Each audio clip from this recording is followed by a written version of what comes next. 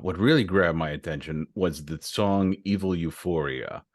Um, First off, the title, the name alone, I thought was such a great encapsulation of, and so succinct an encapsulation of so many people and so many motivations that are out there in the world today. And I will be stealing that from you at some point in time.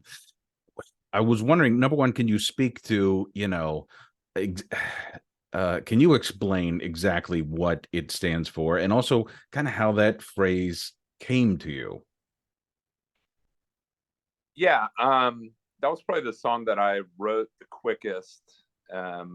And I had just been watching a lot of news broadcasts, and it was during COVID, and the world felt like it was just out of control and on fire, and almost purposefully so at times. It just seemed like evil actors in the world were intentionally sowing seeds of discord and not really doing a lot to try to unify anybody. It seemed like they were thriving um, amidst all the chaos. So that's what the song was about. Just this feeling of things being out of control. And I think that I wanted to write something that was had a 90s angst feel to it. And there's the Rage Against the Machine album Evil Empire. Hmm. Um, and Is that the one that has Bulls something, on Parade? yes, something about that title was in my mind, and it wasn't a far leap for the Evil Euphoria because, like I said, it seemed like um, people were taking pleasure in a lot of the evil that was happening. Yeah. Yeah, No, yeah, so it's yeah, it does capture that. And the song immediately sets the tone with what I thought was a really interesting different guitar tone at the very beginning of that song. And I'm wondering, what did you do to achieve that? Because it's different from everything else on the album as far as the tone yeah. goes. It's different from a lot of stuff you hear nowadays. Yeah. I had been listening to a bunch of 90s rock, and there's a theme of, starting with a riff that's quiet, and then I guess the most obvious example would be something like Inner Sandman, Hmm. where you have like the acoustic intro, that riff, and then the band cranks in and they just play the same riff but like louder. Yeah. Um, so I started with the loud riff. It just didn't feel right to begin into that beginning riff that you're talking about. But I think if I hadn't started with the loud um, and then written the intro after that, what you're talking about the tone might not have happened because I wouldn't have sat down and started with the intro tone. It was more of a byproduct of where I wanted to end up, that I started with that initial tone you're speaking of. Yeah. Yeah. And and like Inner Sandman and other songs, type of songs you're referring to, it's it starts quiet, but there's an ominous nature to it. There's an uncomfortableness to it. Um, did you was it just a matter of going through different effects pedals and things like that to find, okay, this is what's in my mind, and did you have that in your mind or did you just stumble across it? No, I had it in my mind. I wanted something thin, um, and kind of slinky. Um, and once again, something that when the heavy guitars kicked in, that it would really overpower whatever tone I began with. So I began with something intentionally kind of wormy, and it was a tone that I got at home before I entered the studio. It's a real cheap guitar. It's an Epiphone Dot, which I think I paid like $200 for the guitar, Mm, um, and it's just not really like, I think to your point, not really a guitar that you probably hear on anybody's album. right. People don't. You typically grab like um, Telecaster or a Les Paul or Yeah. some other models other than the Dot. But yeah, that's what I was going for. It's just a cheaper, more hollowed out tone. Right. No, but that is an interesting point because usually when it comes time to recording, it's like, okay, we go for the highest end instruments that we can get our hands on. But it seems like you're saying it's like, well, those throwaway items in the corner, it's like, it's interesting that you're like, all right, don't disregard those. They can have their place as well. They can be useful as well. It's true. I think I played that guitar on just about every song on the album. It's, for whatever reason, my best intonated guitar, which just means it stays in tune better than any of my other instruments. And like I said, I don't really know what instrument, but yeah, it stays in tune really well, and uh, and yeah, I mean, lots of blues or folk music or indie rock, incorporates cheap instruments. But yeah, it just felt appropriate for the song and a lot of the album as well.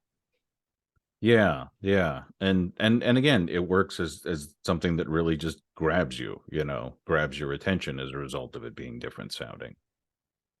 Thank you, Um, Chris. yeah, yeah.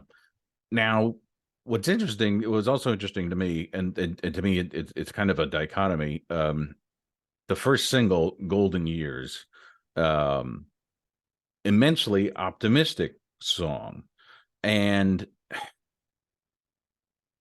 and it talks about the idea that the golden years are happening right now instead of being wistful for a time long ago.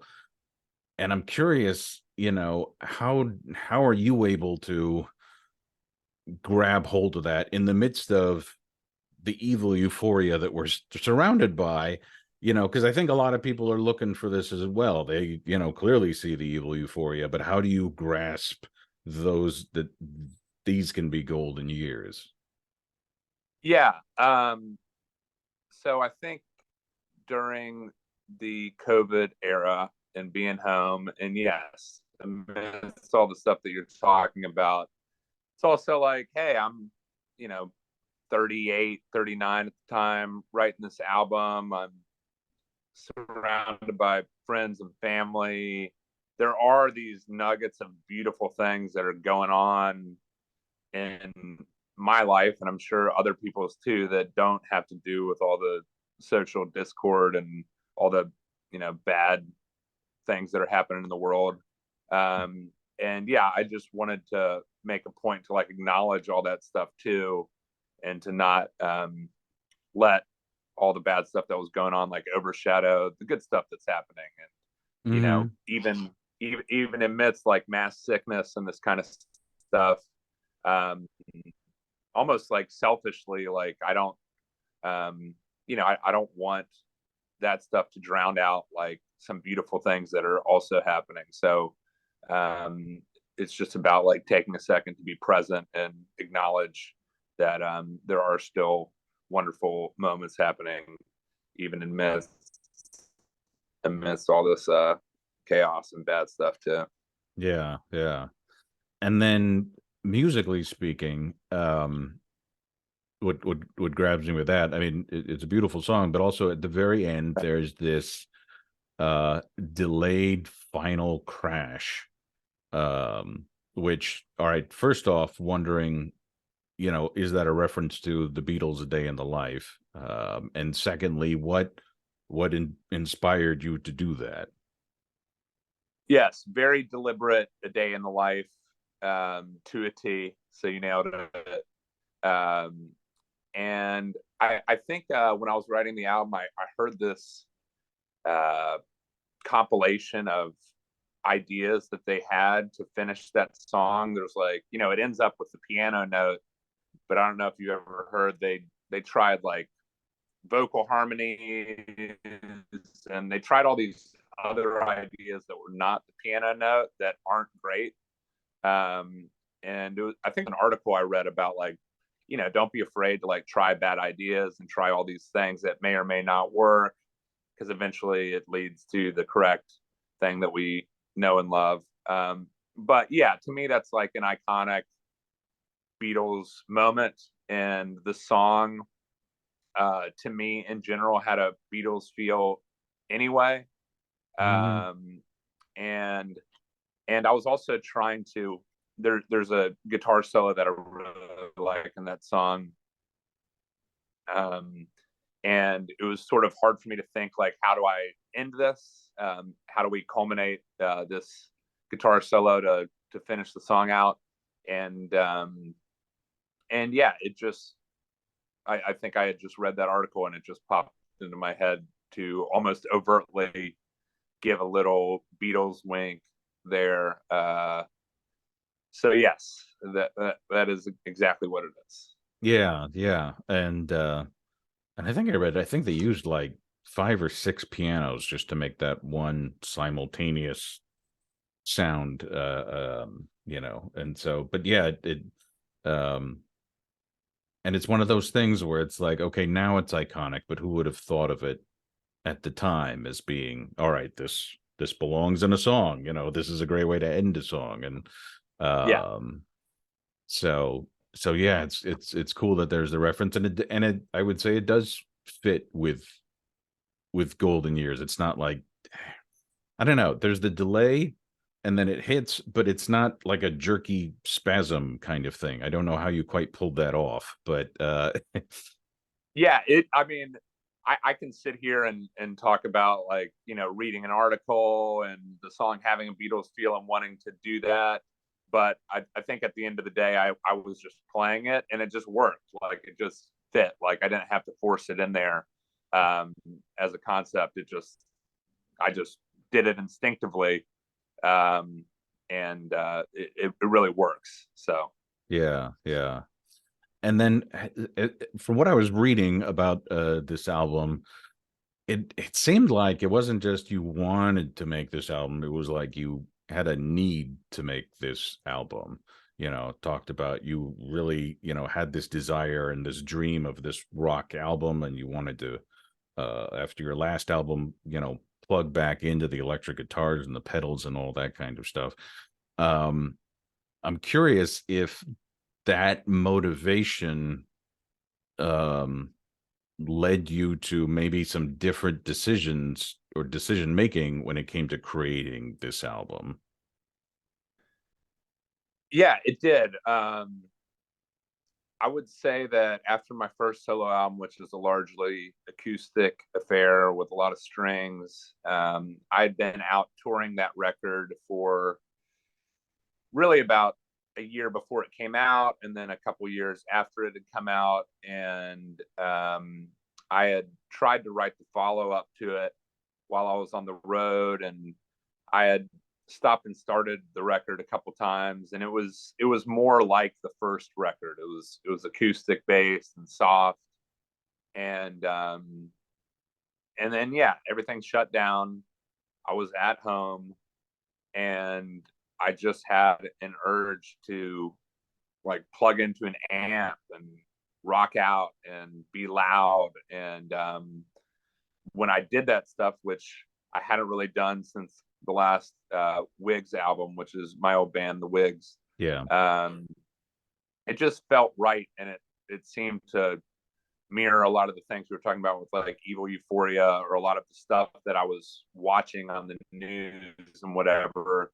The distorted guitars, and just the feeling that I got when I was rocking out loud really just fit more with the vibe. And I think selfishly too, is just like a nice release for me, um, to be able to shut the door and turn up the amp, and just felt really good. So yes, I would say that um, it definitely guided the sound of the record, and made a lot of decisions easier for the record. Is this rock and roll? Is this like, does this fit in the paradigm of a rock album? Um, Whereas the first album was more like anything goes.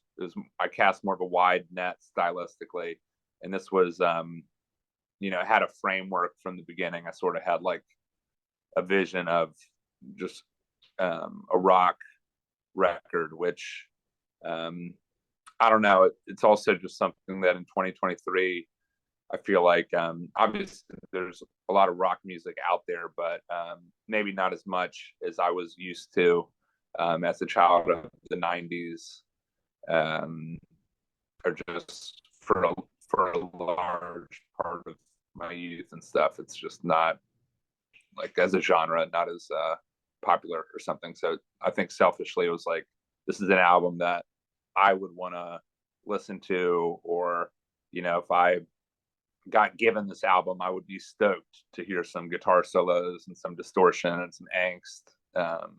Yeah. So yeah, that definitely guided that. Yeah. And it's also interesting because, you listen to the songs Rock and Roll and Come Together Now and things like that, and your voice is still very smooth. It's still the same. There's a smoothness to it that you had on your previous solo album, but then it's this great yin and yang effect of the smooth voice, but a very rough guitars. And I'm wondering, if are those two sides to the same coin? Is that kind of your personality? Is, you have the smooth side and you have this rough side, and in some ways this album was this intertwining of the two. It's true. Yes. So they're popular albums, but when I was making this record too, a lot of times when I'm writing something, I'll sort of have records that I consistently come back to or refer to as sort of like light posts. And for this record, that would be Loaded by the Velvet Underground, and somewhere in between Exile on Main Street and Sticky Fingers. So say like Sway from Sticky Fingers, which is like a smooth Stone song. I don't know. I just really wanted, the juxtaposition of like smoothness with a rougher, scruffy rock backdrop. Like I like the blending of those things. I didn't want it to be just like rock and now I'm like screaming my face off. Yeah. I wanted there to be more of like a palatable vocal sound, which I felt like potentially could really enhance the words and make people more receptive to the lyrics and not frighten them away with overly aggressive vocals, which is something Lou Reed is really good at. Yeah. Obviously he's very rock and roll, but he's not like, just in a metal band or something like screaming at you. It's still like a palatable, smooth vocal. So yes, that was by design as well. Right. Yeah. Especially like songs like Sweet Jane, where he's just, really kind of mellow, but there's still the edgy guitar uh, Yes. to it. It also reminded me of, I don't know if you ever heard the um, REM song Let Me In.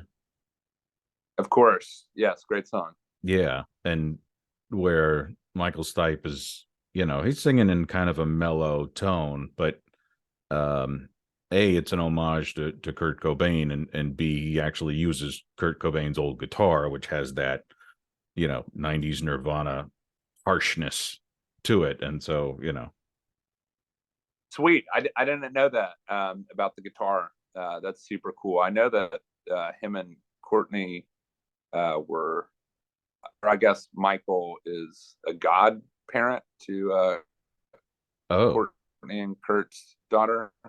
okay, that I I didn't thought know. maybe read that somewhere. But yeah, one of the other albums that I was listening to while writing this album was Document. It was, I live in Nashville, but I lived in Athens, Georgia for a decade. So Right. it's sort of like the blending of those two places. And then another cool concept, which I don't know that I've heard that much expressed, is the song Stuck in Someone Else's Dream, which um, I mean, the basic concept of, all right, I'm gonna, fight to carve my own path in this world has been, you know, that I've heard before. But just the title and the idea of being stuck in someone else's dream, which to me you could take in two ways. Number one, all those situations where maybe people have a different idea of what your path should be, and they try and force you down that path. And then the second option being where there are times when it feels like I'm just an extra in someone else's movie.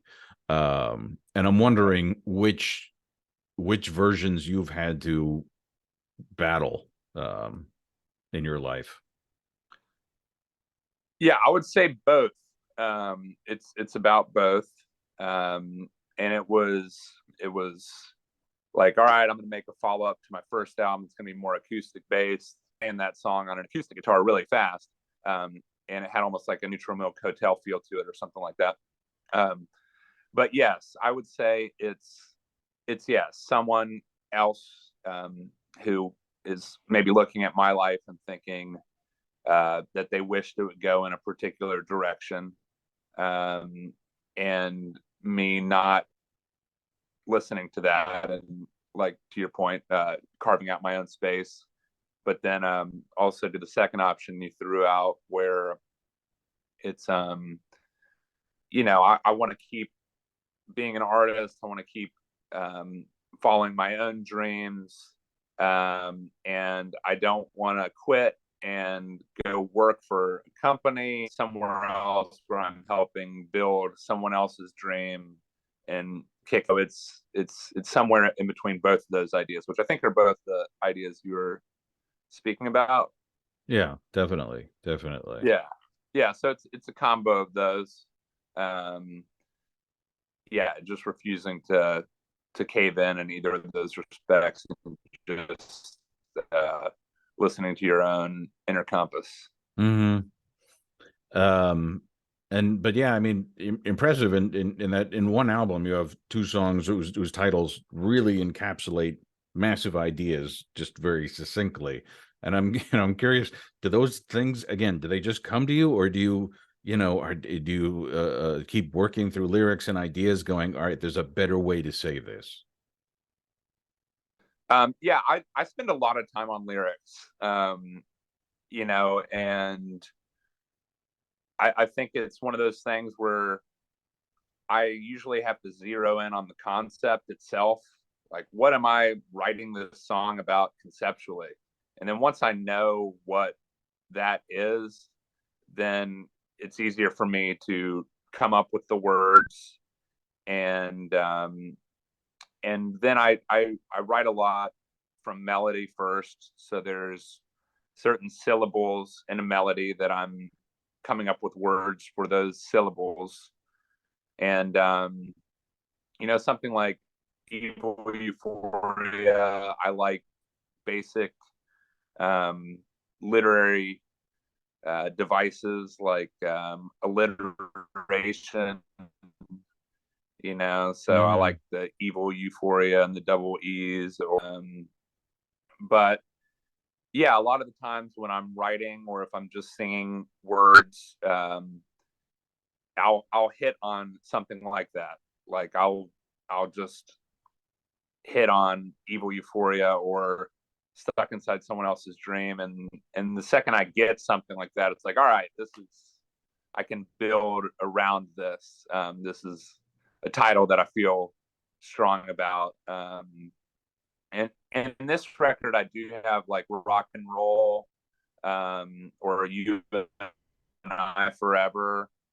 Whereas the first album, I made a real point to have my song titles not be song titles that if I typed them into like Spotify or Apple Music or whatever, that any other song came up. They were Yeah. unique titles. So I think Stuck Inside Someone Else's Dream or Evil Euphoria, definitely. I think it's like nothing else came up. So that's usually a good sign to me too. But Hmm. I wasn't afraid of like doing a rock and roll on this album, and I sort of made peace with that going in. Like, song is called "Come Together Now." Doesn't have to be something that's never been used before. I'm not afraid of those either, but or golden years, obviously, Yeah. but but yeah, I'd say they're a combination of coming to me and then hard work. Cool. No, Yeah, that's really interesting. It's the first I've heard of someone actually, searching song titles and going, all right, I'm trying to create something that hasn't been out there before. But yeah. that makes sense. That's interesting. Um, Thanks. and as I was doing research for this, one thing that surprised me, caught my eye, is you have a degree in philosophy. And I mean, you can argue that most songwriters could be classified as philosophers, because there is a lot of thinking about the world and your place in it, and big ideas and minuscule concepts within big ideas. But I'm wondering, how that how the study of philosophy influenced you as a musician. Yeah. God, it's tough. I mean, I went to University of Georgia in Athens, and initially I was in the business school, and I just whimsically took an elective in philosophy. And I think the first class was logic and critical thinking, and it was something where you would be forming arguments and you'd be supporting your arguments with and there would be fallacious reasoning and these like why you used this to support your argument or that to support your argument. It'd be like a fallacy. It'd be like, oh, you can't use that to support your argument. That's like a flawed way of thinking or reasoning.